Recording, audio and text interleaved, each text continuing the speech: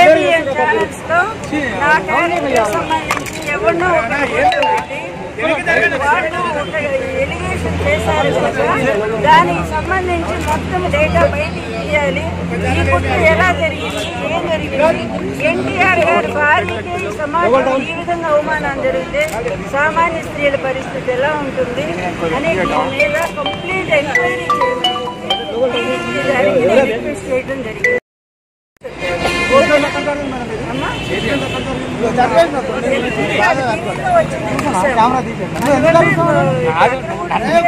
చెప్పారంట ఈ ఫిల్మ్ నగర్ లో.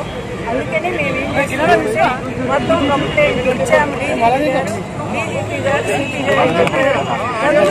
మొత్తం బయట వచ్చాక మళ్ళీ నేనే ప్రెస్ మీట్ పెట్టి మా ఆయన ఘాటు దగ్గర, ఎందుకంటే నాకు 60 ఏళ్ళు దాటినాయి. ఇప్పుడు ఈ వయసు మహిళలకు కూడా ఈ విధంగా అవమానం జరుగుతూ ఉంటే ఇన్నాళ్ళు లేకుండా తీసుకోవాలని చూస్తామంటే దీని మీద నేను తప్పకుండా ప్రతి మహిళకు కూడా ఎవరికి అన్యాయం జరిగినా కూడా నేను ఊరుకోదలుచుకోలేదు. మేము ఎన్టీఆర్ మహిళా శక్తి అనే పేరుతో కూడా ఎక్కడ ఇలాంటి అవమానాలు క్యారెక్టర్ పరంగా ఎవరికి అసలు జరిగినా కూడా నేను వాళ్ళని ఉద్యమించడానికి నేను సిద్ధంగా ఉన్నాను. ఈరోజు డీజీపీ గారు చాలా సౌకర్యంతో స్పందించారు. అందువల్ల ఆయన వెంటనే సిపి గారు ఫోన్ చేశారు. అందువల్ల ఇప్పుడు సిపి గారు మాత్రం రుజువు కావాలి. అందువల్ల దాన్ని ఉపయోగించుకోవాలి.